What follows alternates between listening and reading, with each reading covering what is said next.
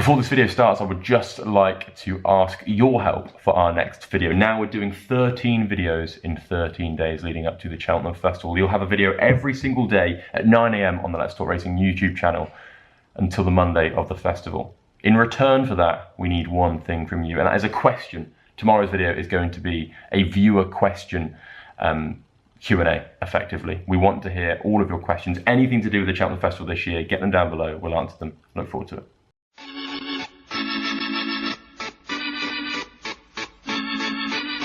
Hello and welcome along to the Let's Talk Racing YouTube channel in association with Racing TV. You might be wondering, where on earth are you? I'm out in Dubai at the moment at Meydan with work and very much looking forward to being out here. Feel very lucky to be out here, but that means that our Cheltenham chat still resumes, but we're going to not be in the same room, unfortunately. This is going to be 5 horses from the handicap weights that are interesting to all of us, positive or negative. Maybe some horses got a high mark, maybe some horses got a particularly lenient mark, and they should be highlighted. If you do enjoy this video, please hit that like button, subscribe to the channel if you haven't already, and do get your comments down below. But before we do that, I do just want to say a massive thank you to all the support on the book, the Cheltenham Preview Guide, Paul Ferguson's Cheltenham Preview Guide with Weatherby's. So many of you have bought the edition, which is great, and hopefully £4 off using code LTR24CF, which is still valid. The book is out now, has helped. And if you do want to get your copy before Cheltenham really gets here, if you order it now, you'll be able to get it in a couple of days' time, and it's the perfect resource for all of your Cheltenham study. I absolutely adore it. I've been reading my copy out here in Dubai. It was very good for the flight, and yeah, very interesting. Hopefully, it's pointed me in the direction of some winners, which we're going to find for you today. If you do enjoy this video, please, let's try and hit 500 likes on this. That would be absolutely super. And this is the first video of a video every single day until the Monday of the festival. Every single day. Very exciting. Right, my first horse I need to talk about, it's the big talking point of the Cheltenham Festival weights, is Sir Majest, the JP McManus horse who beat Noble Yates over 2.5 miles. Noble Yates obviously went on to win the Cleeve Hurdle. Did Noble Yates run to a mark in the 150s that day when he was beaten by Sir Majest by 4 lengths? Maybe, maybe not. Probably doubtful over a trip that short. Equally, Noble Yates is a proven good horse over any trip. I think over 2-4 probably isn't going to see him at his best, but Sir Majest did it on his second start for Willie. He put his first start well and truly behind him. He was very good. To be honest, I was expecting him to get a mark in the high 140s, low 150s that could possibly put him out of contention for a Martin Pipe. Now, after 2 runs in France and 2 runs in Ireland, they've given him a mark of 140. Yes, 140. I was very surprised that it was that low.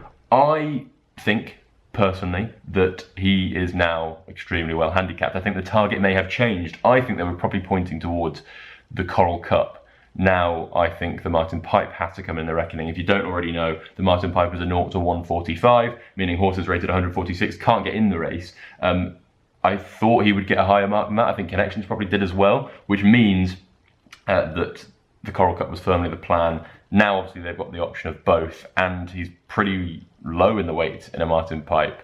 I think that he's going to be very interesting wherever he goes. Is he going to be streetwise enough? I'm not sure. They do ground them very well in France. I like his style of racing. I think he's got a big chance if he turns up in a Martin Pipe.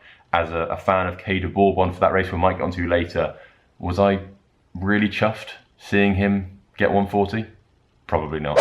Yes, thanks Josh. It's been a fascinating couple of days. That's been probably putting it lightly, with the handicap weights reveal, with the Constitution Hill news, the up in the air movements, I suppose, of the champion hurdle market. I hope you're keeping well, obviously, over in Meydan, sunning yourself, burning yourself. None of the standard carry-on we get over here in the middle/late February. That being said, 5 horses that I thought the marks were interesting. Some good, some bad, and I think I'm going to slightly steal your thunder on the first one, being King of Kingsfield after the county hurdle of 140. I know Gordon Elliott is potentially mused that this horse could still run a Supreme. He's kind of toying between the 2 options.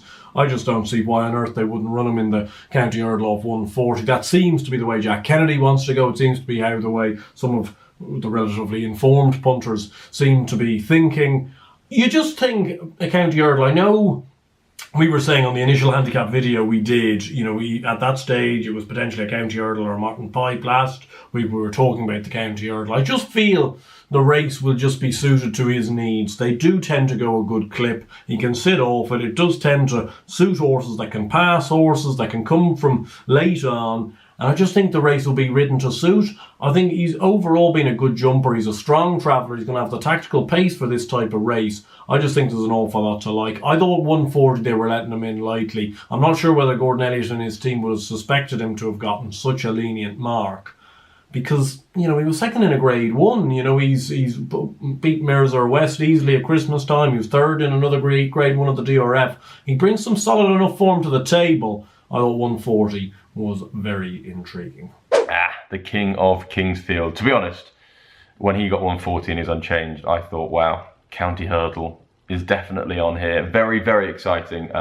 I probably will be my pick if we're going to be completely honest in the race. I think the race will suit, and Jack Kennedy is going to have an awful lot of fun riding him in that race. You'd imagine he's going to be travelling very, very well coming down the hill. My second horse that we need to talk about is Quai de Bourbon, a horse who I put up on the podcast last week on the final anti-post video. Do check it out if you haven't seen it already. He is unchanged at 140. We knew that was probably going to be his mark when he was entered in Britain before. They were marked fishing, which makes me also think that they were thinking something like a Martin Pipe early doors, which is very interesting. I still like him. Obviously, Sal Majest being the mark he isn't great, but I do think that he has a massive, massive chance. I think he's a better horse than 140 suggests. Look, he started in a Nace Maiden Hurdle that was won last year by Impere Pass. Willie Mullins is a creature of habit, and there's no way he'd have started not a good one in a race like that. He was then dropped down to 2, where he just got the better of Westport Cove, just outstaying him at the end. I think he is a proper stayer. I think he could be a 3-miler in time, and we might see the best of him in a Martin Pipe end-to-end gallop, 2 miles 4. And what's interesting is I'm pretty sure Mikey O'Sullivan will be able to ride. I think he's able to ride in the Martin Pipe this year for the final time. Not 100% sure, but I'm pretty sure he can, and I wonder if this is an option for him. If Mikey O'Sullivan is on a Willie Mullins trained Quai de Bourbon in a Martin Pipe, well, he's going to be a very, very short price. Yeah, my second one comes in the Grand Annual. Grand Annual, I think, is a trappy race, not one that I'm having a massive say on at the moment. I think it's an awful lot ground dependent, this race. I think if it goes that softer ground, the likes of last year's winner Mascata comes into it, I think you've got a little bit more juice in those sort of horses. But I think if it's on decent ground, I've made the point for Sam Waugh in a couple of the previous videos. He's off 152. They haven't missed him. But that being said, he's dropping back into a handicap. He is a graded horse on his day, and therefore, could he have the class edge? The one I'd be interested in, I know it's probably, saying what people would think I put up all these horses, but Enniskerry's an intriguing runner. I'll just say that. I haven't backed the horse. I mightn't back the horse. I certainly won't back the horse until I see decent ground. I just think of 148. He does have some graded form in the tank. He's a Grade 3 novice chase winner in his own time, over 2 miles. He ran a decent enough race in the Galway Plate without seemingly staying the trip, I felt. I think maybe the drop back to 2 miles will suit, especially on a staying track like Cheltenham. It's all ground dependent with him. He can run well fresh. He's won fresh before. He likes decent ground. He seems to have been lined up at this race, so you've got an awful lot of ticks. My problem is if you get the same ground we've had in the last couple of Grand Annuals, he'll be in trouble. And he won't go close. He's a sink or swim merchant, and I just think he's the one that will keep on side. Now the price will probably be reflective of that on the day, given the ground conditions. If it's good, I could see him going off a single figure price. If it's not great ground, he could be a 20 to 1, 25 to 1 chance. And I do think on this occasion that those synopsises and the way that could work out in terms of the pricing is probably right. I just think he's one to keep on side. I don't think he's badly handicapped by any stretch. And I think of 148, if it was decent ground, he might have a sniff. Another horse who I like is Springwell Bay. I've mentioned him plenty of times before. In the colours of Gay Smith, trained by John O'Neill. That partnership, won the Pertemps with Holywell. They also won the Ultima with Holywell. He was a great horse for me growing up, really got me into racing. He won at the November meeting over 2 mile 5 on soft ground. He then stepped up to 3 at the following meeting, well, on June, I think it was New Year's Day, where he was bogged down on heavy ground. I'd forgive him that. I suspect he will go to the Pertemps, given he's qualified at Musselburgh on his recent start, finishing second to Curly Finger. I think that he will probably go to the Pertemps, but if it was to be bottomless, they probably might step him down to 2.5. I can't see it possibly being that, but I'm not a weatherman, so I don't know for sure. I think he's interesting. His mark is 145. I think the Pertemps this year lacks a real superstar. I was hoping it was Absolute Notions, but obviously he was ill-fated, which is a massive shame. I do think that Springwell Bay could possibly be a very exciting horse over a fence next year. That's always the angle that I look for in the Pertemps. Sometimes you get it wrong. Cider Burley, Good Time Johnny. Other times you get it very much right. Presenting Percy, Delta Work, horses like that went on to be very, very good over fences. I think that Springwell Bay might not be that good, but in a year where there isn't really a standout, I know Cletus Poodle qualified the other day. He was interesting. I'm not a massive fan of his, to be perfectly honest with you, and I love Gordon Elliott, novice hurdlers. So I did think Springwell Bay would be very interesting, and I do think a 3 miles on soft or quicker ground would really, really suit him. Yes, now one for me that I thought got an awful rough time of it. I think he was the worstly treated horse of the entirety of the Irish runners. A horse called Good Time Johnny, a horse close to my heart. He's done me a few good terms in the past, including with the Pertemps last year. He's been given a mark of 142 for the Kim Muir. I see no reason. This is the only race he can run in now because he hasn't qualified for the Pertemps. So I know he's high in the betting for that, but he can't run in the race. He's just never convinced over fences, though. They've had a few goes with him. They had a few goes with him last year before reverting back to hurdles. They've tried it again this year. He had a hurdles run in there as well. He just doesn't seem to really take to them. I suppose it was an eye-catching 5th at the Dublin Racing Festival behind Heartwood. That being said, he was well beaten by the finish. He was staying on to the line, but his jumping was scratchy, and then his jumping was poor again the other day behind Intense Raffles. Now, maybe or not, they don't want to get close in those races. I can understand that to a certain extent, but they haven't been missed by the handicapper. I think the assessor has probably taken a view that this horse has won the Pertemps off a higher mark last year, and if I just throw him in off 137, 138, I could have my pants down, and therefore he's kind of overcompensated is how I would suggest. And he's off 142. To me, Josh, he doesn't scream a well-handicapped horse. He doesn't scream like a horse that I could really trust in a race like that. He will be amateur ridden. I don't know what amateur would ride him for Tony Martin's stable, considering the likes of Derek O'Connor realistically will be on a JP horse. Harry Swan will be on Gordon's best horse. Barry O'Neill will probably be on one of Gordon's, or if Gavin Cromwell has something in the race. So I just don't see who's riding Good Time Johnny. Maybe if they manage to procure a Finney Maguire, something like that, that would be of extreme help. But he's going to need all the help he can get, I think. And I don't think 142 is particularly well off in a handicap chase, considering I know he's lesser than his hurdles mark, but he is just a lesser horse over fences. Another horse who I think is interesting, if he was to run, is Absurde for Willie Mullins. Now, he is entered in the county hurdle. He got a mark of 138 over here. I do think that's possibly quite interesting. He finished 4th behind Ballyburn, Slade Steele and King of Kingsfield in the Dublin Racing Festival. I think that form could turn out to be really, really solid form. I think that he's going to be better, much better on quicker ground. So will King of Kingsfield. But I thought he was very interesting. I'm not sure they're 100% going to run. They've talked about the Supreme. They've talked about not going to Cheltenham at all. But if he was to turn up off 138, I think he'd definitely have to be of note.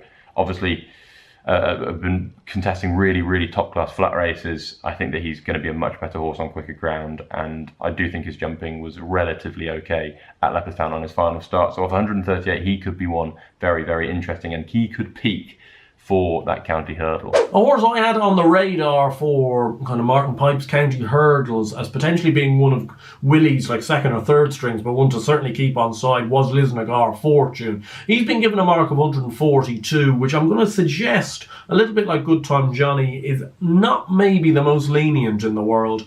I think they haven't missed him here. I know he's got good form, obviously tied in and with reading Tommy wrong. He was ahead of Staffordshire not that day. I think that's very good form. And then he clambered in a maiden hurdle. I don't think he's perhaps shown the evidence to suggest that he's maybe a 1-4-2 horse just yet. I was hoping he might be £5 less than that, and then I'd be very intrigued in him. But at the same time, I just look at it now, when I look at the likes of Keita Bourbon, Sama Jest for Willie Mullins, who's probably going to run in a Martin Pipe, the two of them.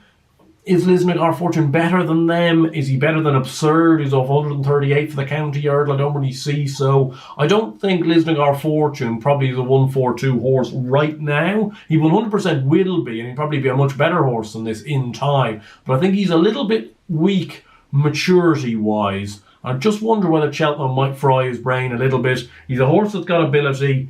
I don't believe he's incredibly well handicapped off 142, though. I don't look at that and go, he's got £10 in hand. As for potentially with the Sama Jests and Keita Bourbons of the world, they may do. The final horse I want to talk about is Percival Le Gallois. Interesting in the Kim Muir. He's been given a mark of 144, which is £7 higher than 137, his Irish mark. I thought that was pretty harsh, to be honest. Obviously, he was going well over 2 mile 5 at the Dublin Racing Festival when he fell. Hartwood eventually won that race. Whether he would have got anywhere near him, we don't know. But he was always, I think, going to be planned around the Kim Muir. That's been the target for the majority of the season. Although Gavin Cromwell, in an interview recently, did suggest that he's not 100% set on running in a Kim Muir and possibly could go to an Irish National or something like that. I think 144 is quite harsh. Is he going to have lots of his sleeve off that mark? Probably not. Has he got a chance? Probably does. He gets in the race, obviously going to have a decent chance. You'd imagine he's going to have an attractive jockey booking. He's JP, Gavin Cromwell in the Kim Muir. There's a lot to like. I think he will come in for market support, but I think 144 definitely dampened my enthusiasm for him. Yeah, last one for me is one from slightly left field. I think he will run over at Cheltenham, though, and he's been a very consistent horse this year. He's ran in some nice races and ran well. Got a deserved winning day at Naas the last day. And he's a horse trained by Terence O'Brien, who I suspect plenty won't know too much about Terence O'Brien, but he's had a very good season. And he's probably got a nicer stock of horse than he used to have. And I think Answer to Cafe is, well, he's by far the flag bearer for the yard at the moment. He's been given a mark of 137 in Britain, which, contrary to maybe some of the previous ones I've mentioned, I think that is lenient. I think this is a very good horse. I think he's ran in some very nice races. He beat Captain Cody the last day at Naas in a strangely run race, and he quickened quite well. He was second behind Waterford Whispers, who seems to be a plunge horse for some of these festival handicaps. Now maybe he does have it to find with Waterford Whispers to reverse that form, but he ran a good race, and I think he tied up slightly when he got to the front. I think if John Shinnick had his time again, he might have delivered him that small bit later. And in between that, he ran a very good race in the Grade 2 down at Limerick over 3 miles, where I think 3 miles at Limerick maybe just stretched him. He's the type of horse. He strikes me, Answer to Cafe strikes me as last year's Buddy 1. I'm not saying he's going to go and win a Martin Pipe, because there could be horses in there that could be Grade 1 horses. I'm not sure this horse is. But Buddy 1 wasn't really being talked about for any festival handicaps last year. And he ended up running a huge race in a Martin Pipe, probably hit the front a little bit too soon. This horse has the ability to do that, I believe. John Shinnick will be able to ride him. He's been riding him all the time, and I think he's a slightly quirky customer, so therefore maybe that will come into his favour. I think 137, we haven't seen the bottom of Answer to Cafe, and almost of all 5, I think he's the one that's probably the most unthought about, because maybe the connections and probably Terence O'Brien, but I believe this is the plan to go and run. I think he'll run in a Martin Pipe. I don't think he'll run anywhere else, because John Shinnick will be able to ride him against other conditional jocks. I think Answer to Cafe does have a chance. He'll be claimed off as well.